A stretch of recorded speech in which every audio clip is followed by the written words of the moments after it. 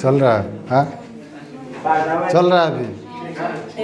चलिए ध्यान दीजिए, कहाँ तक बता दिए थे बोलिए। 28 पॉलिटी चल रहा था ना। आर्टिकल 28 के बाद बताइए सर। पॉलिटी में कहाँ तक, पहला मौलिक अधिकार बताइए। मौलिक अधिकार चल रहा था ना। भाग कितना?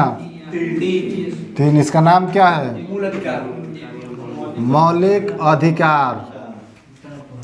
मौलिक अधिकार कितने प्रकार के? पहला मौलिक अधिकार क्या है? समता एवं सामान्यता।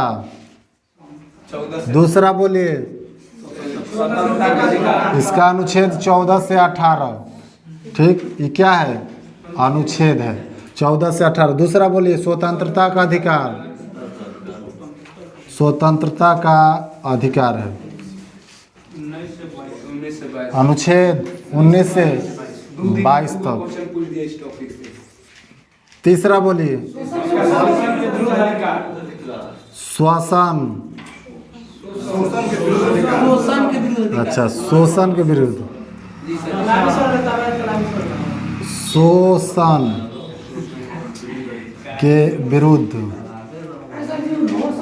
कुछ अधिकार है। ठीक है शोषण के विरुद्ध अधिकार बोलिए। अनुच्छेद 23-24। आगे चौथा बोलिए। धार्मिक स्वतंत्रता। अनुच्छेद 25 से 28। दोनों 28 लिख दिए। 5 बना दीजिए। अरे इतना समझदार हैं आप लोग। पांचवा बोलिए। ये 4 गो आपका मौलिक अधिकार बता दिए हैं ना। मौलिक अधिकारों की संख्या कई गो है? 4 गो बता दिए हैं। 4 गो में कहीं कुछ डाउट नहीं ना है। पांचवा मौलिक अधिकार अब आगे पढ़ा जाए। चलिए, पांचवा मौलिक अधिकार क्या होता है? संस्कृति एवं शिक्षा का अधिकार। पांचवा होता है आपका अल्पसंख्यकों का। अल्पसंख्यक का शिक्षा एवं संस्कृति का अधिकार है। कहाँ से कहाँ तक?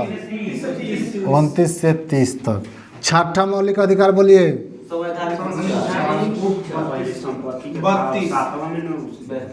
संवैधानिक उपचारों का उसको हटाया गया है। अधिकार। ये संवैधानिक उपचारों का अधिकार अनुच्छेद 32। इसमें से हम आप लोगों को 1 से लेकर 4 तक 5 और 6 बताना। ये सब पढ़ा दिए हैं। केवल अब पढ़ाना है पांचवा और छठा।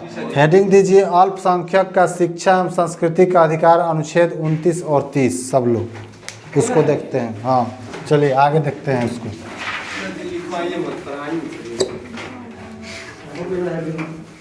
वीडियो तो देखिए लेते हैं। पांचवा मौलिक अधिकार क्या है आपका? अल्पसंख्यक का। अनुच्छेद कहाँ से कहाँ तक? अनुच्छेद 29। अनुच्छेद 29 में किस चीज का वर्णन किया गया है? अल्पसंख्यक। अल्पसंख्यक का शिक्षा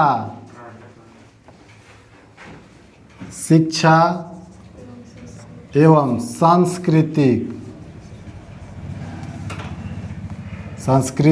इसके बारे में उसको अधिकार मिला गया, मतलब दिया गया है।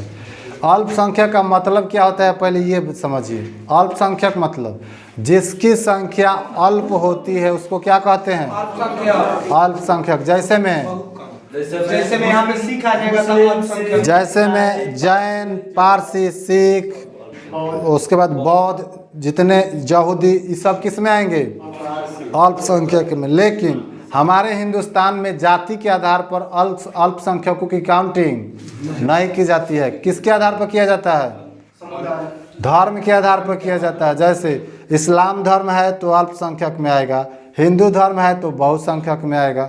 तो अल्पसंख्यक में ईसाई, सिख, जैन, पारस ये सब रखा गया है, लेकिन इन लोगों को नीचे रखा गया है। सबसे बड़ा अल्पसंख्यक सबसे बड़ा अल्पसंख्यक। अभी तो मुस्लिम है। अभी वर्तमान में मुस्लिम हो गए, इस्लाम धर्म के मानने वाले लोग मुस्लिम लोग होते हैं। तो यहाँ पर इसका अर्थ हमारे देश में संसद में नेता लोग देखिए धर्म के आधार पर बांट दिए हैं। वो बकलोल सबके पता होना चाहिए कि धर्म के आधार पर नहीं बांटा जाता है। किसके आधार पर बांटना चाहिए? जाति के आधार पर। जिस जाति के लोग सबसे कम होते हैं उसको बोला जाता है अल्पसंख्यक। लेकिन बांट दिया किस पे? धर्म के आधार पे। धर्म के आधार पर भी जब बांटा तो उसमें बोला गया अनुच्छेद 29 में कि अल्पसंख्यकों को शिक्षा एवं सांस्कृतिक का अधिकार है। अर्थात अल्पसंख्यक लोग शिक्षा ग्रहण करने के लिए क्या है? स्वतंत्र है। अगर कोई अल्पसंख्यक लोग आ गए, अल्पसंख्यक का मतलब कोई जैन आ जाए, बौद्ध आ जाए, पारसी आ जाए, यहूदी आ जाए, मुस्लिम आ जाए, तो वो क्या स्कूल में नहीं पढ़ सकता है? पढ़ सकता है। उसको भी एडमिशन स्कूल में लेने का अधिकार है, उसको भी पढ़ने का अधिकार है। आप उसको नहीं रोक सकते हैं। अल्पसंख्यक का मतलब जिसकी संख्या कम है वही अल्पसंख्यक है। जैसे पूर्वोत्तर राज्यों में चले जाइएगा, असम में, मेघालय में, नागालैंड में, सिक्किम में, तो इधर अल्पसंख्यक में कौन से लोग आते हैं? हिंदू लोग आते हैं, क्योंकि हिंदू की संख्या वहाँ पर क्या है? कम है। तो जिसकी संख्या अल्प हो, कम हो, उसको बोलते हैं अल्पसंख्यक। लेकिन पूरे ऑल ओवर इंडिया में सबसे बड़ा अल्पसंख्यक किसको माना गया? इस्लाम धर्म के मानने वाले लोगों को। उससे नीचे जितने भी है सब उससे छोटा अल्पसंख्यक है। बौद्ध हो, जैन हो, पारसी हो, ईसाई हो, यहूदी हो, ये सब किस में आते हैं? अल्पसंख्यक में आते हैं। सिर्फ हिंदुस्तान में एक बहुसंख्यक में कौन सा धर्म? हिंदू धर्म आता है। और धर्म के आधार पर क्या बांटा जाता है? अल्पसंख्यकों को बांटा जाता है या बहुसंख्यकों को बांटा जाता है। बल्कि बांटना चाहिए किस पे? जाति के आधार पर बांटना चाहिए, लेकिन ऐसा नहीं किया जाता है। भारतीय संविधान के अनुच्छेद 29 में यह वर्णन किया गया है कि अल्पसंख्यकों को शिक्षा एवं सांस्कृतिक का अधिकार है। शिक्षा का अधिकार है, इसका मतलब कहने का है कि किसी भी स्कूल में जा कर के अल्पसंख्यक के बच्चे अपना एडमिशन ले सकते हैं, उसको कोई नहीं रोकेगा। या किसी संस्था में जा कर के वो पढ़ सकता है, उसको कोई नहीं रोकेगा। यहाँ पर मान के चलिए हिंदू लोग भी आएंगे पढ़ने के लिए, तो मुस्लिम लोग भी आएंगे पढ़ने के लिए। दोनों का अधिकार है कि नहीं है? पंडित जी भी आएंगे पढ़ने के लिए, क्या उनका भी अधिकार है? जैन धर्म के कोई होगा वो भी आएंगे पढ़ने के लिए, तो क्या उनको हम भगा देंगे? नहीं भगा सकते हैं, क्योंकि अगर हम पढ़ा रहे हैं तो सबको एक समानता का अधिकार देना है, ये मेरा फर्ज है। तो इसको बोला जाता है अल्पसंख्यकों को शिक्षा एवं सांस्कृतिक का अधिकार। शिक्षा से कोई उसको वंचित नहीं कर सकता है, चाहे स्कूल हो, कॉलेज हो, ट्यूशन हो, प्राइवेट हो, सरकारी हो, कोई उसको वंचित नहीं कर सकता है। ये आपको भारतीय संविधान के किस अनुच्छेद में? 29 में। इससे जैसे आप थोड़ा सा आगे बढ़िएगा, सांस्कृतिक आता है। सांस्कृतिक क्या होता है? क्या होता है सांस्कृतिक? सभ्यता और सांस्कृतिक यानी कि कल्चर। जिस तरीके से कि आपका पहनावा है, पहनावा और हवा, कैसे हम पहनते हैं, क्या खाते हैं, कैसे रहते हैं, ये हमारी स्वतंत्रता है, ये हमारी सभ्यता है। हम यहाँ पर शर्ट पहने हैं तो ये हमारा सांस्कृतिक है। समझ रहे हैं ना बात को? कोई मान के चलिए हिंदू धर्म के है तो वो अपना टीक बढ़ा लिया, तो उसका क्या है? ये सांस्कृतिक है। क्या आप उसको टीक बढ़ाने से रोक सकते हैं? नहीं रोक सकते हैं। वो अपना टीक बढ़ाए, दाढ़ी बढ़ाए। कुछ मान के चलिए मुस्लिम लोग हैं, दाढ़ी बढ़ाते हैं, कोई रोक सकता है क्या उनको? नहीं रोक सकते हैं। उनको धार्मिक स्वतंत्रता मिला हुआ है। धार्मिक स्वतंत्रता में भी देखिए अल्पसंख्यकों को सांस्कृतिक दिया गया है। अल्पसंख्यक के मतलब कि कोई मान के चलिए कि बौद्ध धर्म के है, बौद्ध धर्म के लोगों का पहनावा और हवा अलग होता है। देखिएगा वो लोगों का भगवा कलर का एक ही वस्त्र को पहनते हैं, ऊपर से नीचे तक सब।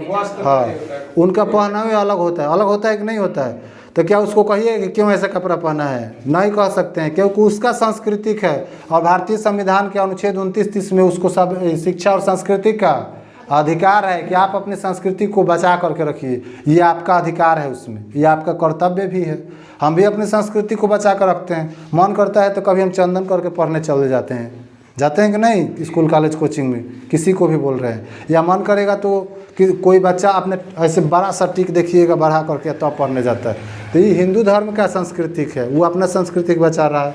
अल्पसंख्यक को भी अपना अधिकार है अपनी संस्कृति को बचाए रखना।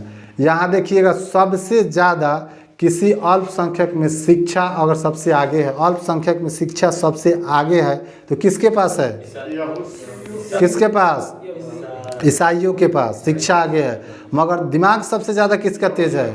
इस धरती पर सबसे ज़्यादा दिमाग तेज है यहूदियों का। लेकिन शिक्षा सबसे ज़्यादा किसके पास? ईसाई के पास जितना ज़्यादा देखिएगा 1 से लेकर 10 तक ले जितना सारा स्कूल होता है अच्छा अच्छा, वो सब किसके नाम पर? ईसाइयों के नाम पे रहता है। सेंट जोसेफ किसका नाम है? Saint Xavier, Sacred Heart, Saint Joseph, इस तरीके का नाम होता है स्कूल का। तो जितना अच्छा अच्छा स्कूल होता है वो किसके नाम पर आता है? ईसाई लोगों के नाम पर रहता है, ईसाई धर्म के लोगों के नाम पर रहता है। 1 से लेकर के 10 तक सबसे ज़्यादा अगर शिक्षा में आगे कोई धर्म है तो कौन सा धर्म? ईसाई धर्म है, उसका टक्कर कोई नहीं देगा। ईसाई धर्म के स्कूल भी देखिएगा अच्छा अच्छा होता है, प्लेग्राउंड उसका बहुत अच्छा होगा, पार्किंग बहुत अच्छा होगा, उसके बाद में ये क्या बोलते हैं स्कूल का ऑफिस अच्छा होगा, बिल्डिंग अच्छा होगा, स्ट्रक्चर अच्छा होगा उसमें। और बाकी सबका तो कौन बात नहीं, सरकारी है तो कौन है, जहाँ पर किचन है उसके बगल में शौचालय है। सरकारी स्कूल में ऐसा होता है कि नहीं होता है? जहाँ पे किचन है वो इसके बगल में शौचालय है, उसी के बगल में बाथरूम है, ऐसा होता है सरकारी। नीतीश कुमार के राज में तो और ज़्यादा चल रहा है, खिचड़ी बनवाते हैं और जहाँ पे बनता है उसी के बगल में शौचालय है, उसी के बगल में शौचालय के गेट के बगल में देखिएगा तो ऑफिस का गेट है। देखते हैं कि नहीं देखते हैं? इंजीनियर, ये नीतीश बाबू के इंजीनियर कौन होगा ना, दूसरा इंजीनियर थोड़े होगा, बिहार के इंजीनियर। मिडिल स्कूल में है, हाँ एक के जगह सब है। हाई स्कूल में जब जाइएगा तो हाई स्कूल में क्या होता है कि उसका ग्राउंड बहुत ज़्यादा है, ग्राउंड अच्छा रहता है हाई स्कूल में। कहीं भी जाइएगा तो हाई स्कूल थोड़ा सा मिडिल से अच्छा होता है, लेकिन उसको ढंग से बनवाए तब, ढंग से चलाए तब तो। लेकिन वही जाइए ईसाई धर्म में कोई ऑब्जेक्शन उठा दे उसके स्कूल के ऊपर, हैसियतें नहीं है, डाउट रहबे नहीं करेगा, पूछिए कहाँ से? तो उसके स्कूल के ऊपर कोई डाउट ही नहीं है तो आप प्रश्न उठाइएगा कहाँ से? हाँ चर्च धार्मिक स्थल हो गया, जबकि उनका स्कूल अलग होता है। स्कूल का नाम ना बताए हैं, जैसे आपका उसी के नाम चुरा चुरा के लोग अपना अपना प्राइवेट स्कूल खोल दे रहा है। सेक्रेट हार्ट ईसाइयों का स्कूल था, उसका नाम चुरा करके प्राइवेट लोग खोल दे रहे हैं। चलिए तो यहाँ देखिए भारतीय संविधान के अनुच्छेद 19 में है ब्राइट फ्यूचर, ये हाई फ्यूचर देखिए ना, ब्राइट फ्यूचर मैंने क्या होता है? स्कूल के नाम बोले। अच्छा स्कूल के नाम बोले। भारतीय संविधान के अनुच्छेद 19 में किसका वर्णन? अनुच्छेद 29 में किसका वर्णन? अल्पसंख्यक के शिक्षा एवं सांस्कृतिक का वर्णन किया गया है। शिक्षा से किसी भी अल्पसंख्यक को आप रोक नहीं सकते हैं या मना नहीं कर सकते हैं। कोई श्वेतांबर है अगर वो भी आ रहा है पढ़ने के लिए तो पढ़ा सकते हैं कि नहीं? हाँ दिगंबर भी आएगा तो पढ़ाना पड़ेगा आपको, क्या काहे नहीं? उसको उसमें लिखा गया है कि अल्पसंख्यक को शिक्षा से, वो खुद नहीं आएगा। सुनिए आप समझा रहे हैं आप लोगों को, हम उसको नहीं भगा सकते हैं ना हम उसको रोक सकते हैं। लेकिन अगर मान के चलिए कि 10 गो जानवर है तो उस 10 गो जानवर के बीच में अगर एगो इंसान को कह दिया जाए कि 2 महीना तक रहो और कहीं नहीं जाना है तुमको, तो रह पाइएगा? कभी ना कभी तो मन करेगा ना बाहर जाने के लिए। तो हम लोगों के बीच में वो लोग अगर आएगा तो खुद नहीं रह पाएगा, इसीलिए वो लोग नहीं आ पाते हैं, क्योंकि उनका रहने का एक अलग समाज बन गया है, हम लोग का रहने का एक अलग समाज बन गया है। लेकिन संविधान अधिकार दिया कि नहीं दिया? अधिकार दिया है, भले वो आए या न आए, उनका समाज अलग रहे उससे कोई मतलब नहीं है। दूसरा बात कि अगर उस तरीके से अगर समाज में आकर पढ़ने में आपको दिक्कत हो रहा है, मान के चलिए कोई इस्लाम धर्म के व्यक्ति है, समाज में अगर वो चाहे कि हम समाज में जा रहे हैं तो हमको दिक्कत महसूस हो रहा है या हमको इंसल्टी महसूस हो रहा है या हम दाढ़ी बढ़ा करके जा रहे हैं पढ़ने, तो लोगों के बीच में हमें अपने आप को शर्म लग रहा है, तो इस तरीके की स्थिति में, या बौद्ध धर्म के कोई लोग हो, आधा मतलब कि शरीर क्या होता है उन लोगों का दूसरे पहनावा होता है, तो वो लोग जब आएगा तो वो लोग देखेगा कि यहाँ पर हमारे जैसा मोमेंट ही नहीं है, उनको बेकार लगेगा, अच्छा नहीं लगेगा। तो उस सब लोग अपनी शिक्षा संस्था स्वयं चला सकते हैं या बना सकते हैं। तो भारतीय संविधान के अनुच्छेद 30 में किसका वर्णन किया गया है? कि अपना स्वयं शिक्षा संस्था, हाँ शिक्षा संस्था उसके लिए सरकार भी चला सकते हैं या चलाने का अधिकार दिया है। कौन दिया है? संविधान। भारतीय संविधान के अनुच्छेद 30 में स्वयं शिक्षा संस्था चला सकते हैं। ये कौन चला सकता है? अपना, हाँ ये अल्पसंख्यक लोग अपना स्वयं शिक्षा संस्था अलग से अपना चला सकते हैं, इसमें कोई उनका डाउट नहीं है। जैसे देखते हैं इस्लाम धर्म के लोग अल्पसंख्यक में आते हैं, वो अपना अलग मदरसा शिक्षा संस्था चलाते हैं, क्या सरकार उसको रोक सकती है? किसी को पावर है रोक देने का? नहीं रोक सकते हैं, क्योंकि हमारा संविधान हमको अधिकार दिया हुआ है। अगर हमको मन करेगा तो हम 10 हिंदू लोग मिल करके अपना शिक्षा अलग खोल कर श्रीमद् भागवत गीता को पढ़ सकते हैं, पढ़ा सकते हैं। ये कोई रोकेगा? नहीं रोक सकता है। उसी प्रकार से मदरसा में उन लोगों का पूरा कुरान पढ़ाया जाता है, कोई रोक सकता है उसको? नहीं रोक सकते हैं। ये सब उनके संविधान में वर्णन किया गया, अधिकार दिया गया। आगे चलें। अनुच्छेद 31 बोलिए क्या है? संपत्ति के अधिकार, पैतृक संपत्ति। संपत्ति, पैतृक संपत्ति का अधिकार। इस सब 31 पैतृक संपत्ति है, 19 के जो सभी 6 है वो संपत्ति है। पैतृक संपत्ति दो प्रकार की होता है। पैतृक संपत्ति का अधिकार। जी सर जी, इसको खत्म किया गया। ठीक, ये पैतृक संपत्ति का अधिकार का मतलब होता है कि हमारे पूर्वजों के द्वारा जो अर्जित किया गया संपत्ति है, हमारे पिताजी के द्वारा अर्जित किया गया जो संपत्ति है, हमारे दादाजी के द्वारा जो अर्जित किया गया संपत्ति है, या उनके दादाजी के द्वारा जो अर्जित किया संपत्ति था, उस सब का बंटवारा होते होते इस संपत्ति हमको मिलेगा। इसका अधिकार कोई दूसरा नहीं होगा। हम उनके वंशज हैं तो पैतृक संपत्ति का अधिकार हमको होगा, किसी दूसरे व्यक्ति को लेने का अधिकार नहीं है। लेकिन संपत्ति जब ये मेरा है तो इस पर बस किसका चलेगा? हमारा चलेगा। अब कोई आएगा कहेगा कि कोचिंग तोड़िए, यहाँ से रेलवे लाइन लेकर के जाना है, तो हमारा कोचिंग है भाई, हम क्यों तोड़ देंगे? नहीं तोड़ेंगे। तो नहीं तोड़ेंगे तो सरकार को क्या होगा? दिक्कत होता है। तो इस तरीके की सामना सरकार पहले बहुत ज़्यादा झेल चुकी थी। इसीलिए 1978 ईस्वी में भारतीय संसद में एक संशोधन आया, 44वां संविधान संशोधन। कौन सा? 44वां संविधान संशोधन 1978 के तहत इस पैतृक संपत्ति को क्या किया गया कि ये पहले क्या था आपका, किसमें? मौलिक अधिकार में आता था। किस में आता था? मौलिक अधिकार भाग 3 में है, और 6 प्रकार के मौलिक अधिकार है, जिसमें अनुच्छेद 12 से 35 तक। तो 35 के बीच में था कि नहीं था? तो मौलिक अधिकार बन जाता था। कोई आता था सरकार को आता था कि भाई को रोड के बगल में बिल्डिंग है, घर है ना, तो शीशा लगा है कि तुम हीरा लगाया है कि उसमें क्या बोलते हैं, टाइल्स लगाया है कि मोती लगाया है, उससे मतलब नहीं है, तुम इसको जल्दी तोड़ो, हम यहाँ से हाईवे पास करेंगे। आ संपत्ति किसका? हमारा। तो वहाँ पर हमारे जैसे लोग जब रहते थे तो जो समझदार होते थे वो तो अपना समझते थे। कोई कोई होता था कहता था ये मेरा है, हम काहे तोड़ेंगे भाई, ये हमारा पैतृक संपत्ति है, हमारे पिताजी दादाजी बाबा जी के द्वारा अर्जित किया गया संपत्ति है, इसका मालिक हम है। तुम कौन होता है यहाँ से हाईवे ले जाने वाला? हम नहीं ले जाने देंगे यहाँ से। तो सरकार को कठिनाइयाँ होती थी। तो वही 44वां संविधान संशोधन 1978 में लाया और बोला कि संपत्ति के अधिकार आपका, ये मौलिक अधिकार अब से नहीं रहेगा। ये सिर्फ और सिर्फ कौन सा अधिकार? कानूनी अधिकार रहेगा। कौन सा अधिकार रहेगा? कानूनी। हाँ, कानूनी अधिकार रहेगा। और इसको अनुच्छेद 300 के क में ले जाकर के जोड़ दिया गया। कहाँ से हटाया गया? अनुच्छेद 31 से हटा दिया गया, अनुच्छेद 300 के क में ले जाकर के जोड़ दिया गया। अब उस समय से आज अगर सरकार को मन करे कि किसी सड़क के बगल में चाहे जितनी भी बस्ती बसी है सबको हटा करके मुआवजा दे करके मन करे तो हम हाईवे पास कर दे, तो सरकार कर सकती है। बोलिए। मायादेवी के माया जो है ना, उसका मायावती के घर, हाँ, हालांकि वो घर से बन गया, लेकिन उसका घर नहीं टूटा सर, नहीं तोड़ने दी। मायावती का क्या है? साता में थी। उसको ऊपर से ऊपर नहीं बनाया। तो देखिए, power is a big poison. सत्ता एक बहुत बड़ा जहर होता है। सत्ता में जितना देर रहिएगा उतना देर आप गलत मिसयूज कर सकते हैं, मिसयूज कर सकते हैं। लेकिन जिस दिन कोई विपक्ष में आ जाएगा तो कानून के अनुसार वहाँ पर क्या होगा?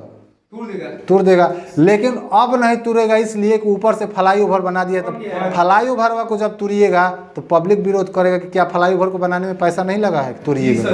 पैसा सरकार लगा है कि नहीं लगा है? वो पैसा किसका है? सरकार का नहीं है, आपका है, हमारा है, उनका है, गांव के लोगों का पैसा है। किसका पैसा है? वो हमारा है, आपका है, सब लोग का है, जनता के है। क्यों तोड़ दीजिएगा? नहीं तोड़ सकते हैं। जिस दिन बनाना था उस दिन काहे नहीं तोड़ी? उस दिन फ्लाईओवर में पैसा खर्च न करके घर तोड़ के पार कर देते हैं। तो फ्लाईओवर बना करके तोड़िएगा तो विरोध करेगा सब। तो इसलिए वो अलग बात है। पॉलिटिक्स में कुछ वहाँ पर मिसयूज होता है, वहाँ ध्यान नहीं देना। Power is the big poison. मेन बात पावर है। Power is a big poison, बहुत बड़ा जौहर होता है। सबको सत्ता पचाने का मतलब कि क्या बोलते हैं, क्षमता नहीं होता है। कुछ लोग होते हैं जो सत्ता को पचा जाते हैं, सबको पचाने का क्षमता नहीं होता है। आप कुछ आदमी को हाथ में सत्ता दे दीजिएगा तो वो इतना ज़्यादा उड़ने लगेगा, वो अपना पंख है तोड़ लेगा उड़ते उड़ते, लास्ट में वो खुद गिर जाएगा धरती पर। सब लोगों को सत्ता नहीं पचाने आता है। इंदिरा गांधी अपने बेटे से बोला था एक बार कि power is a big poison, सत्ता एक बहुत बड़ा जहर है। ये सत्ता को पचाने की क्षमता सबको नहीं होता है, इसको थोड़ा सा संभल के पचाया जाता है। चलिए आगे, ये समझ लिए अनुच्छेद 31 क्या कहता है कि पैतृक संपत्ति का अधिकार उसी के वंशजों का होगा।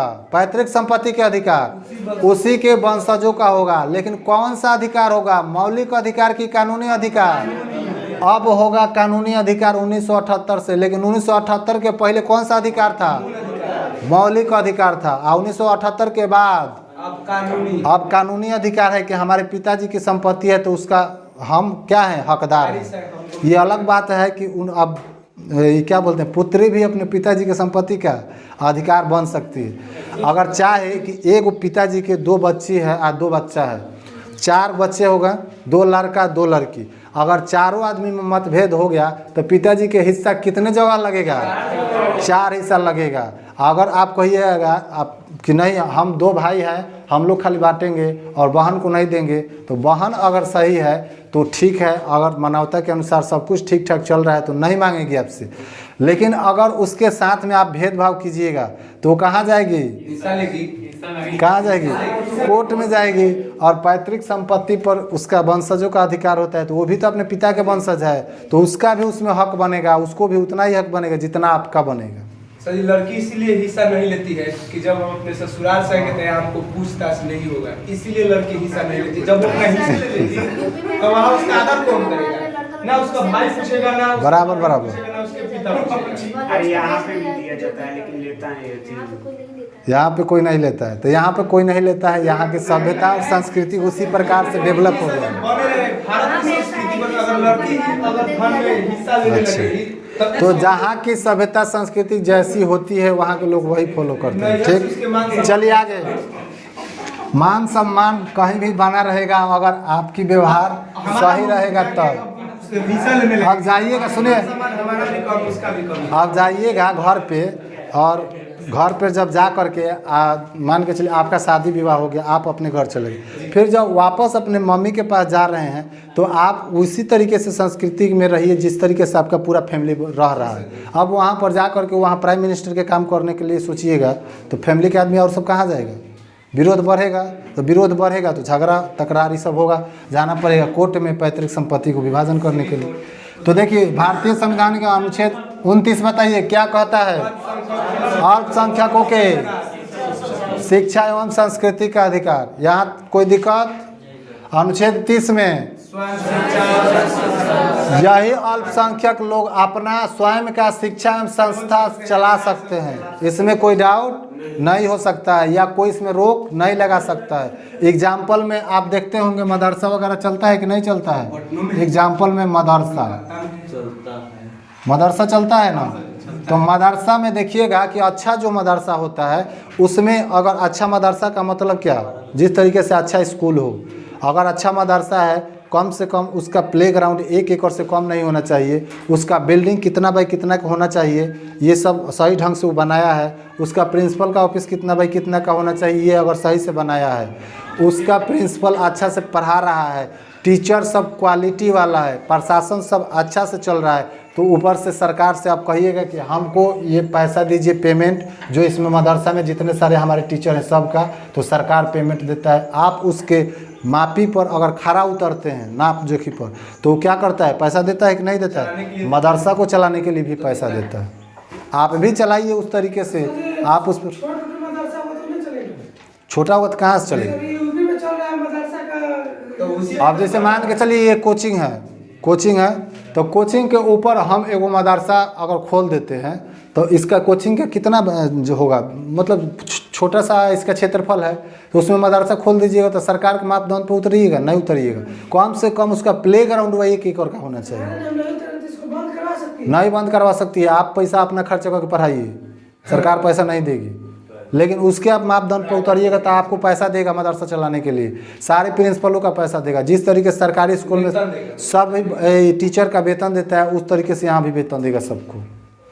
समझ में आ गया? कोई डाउट? आगे चलें? चलिए, गीता ऐसा ही खोल दीजिएगा।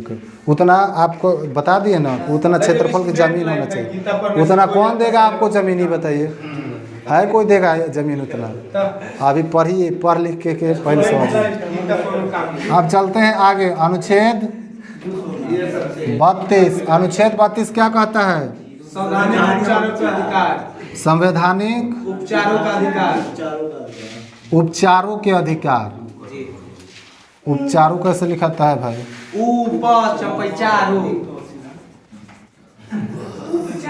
चलिए, अनुच्छेद 32 कहता है कि संवैधानिक उपचारों का अधिकार है। संवैधानिक उपचारों का अधिकार है। अगर आपके मौलिक अधिकार को, अर्थात 1 से लेकर के 6 तक 6 गो मौलिक अधिकार है, इस 6 मौलिक अधिकार में से किसी भी मौलिक अधिकार को आपका कोई व्यक्ति हनन करता है या सरकार हनन करती है तो आप उसके खिलाफ में जा सकते हैं, डायरेक्ट सुप्रीम कोर्ट का दरवाज़ा खटखटाएंगे। किस अनुच्छेद के तहत?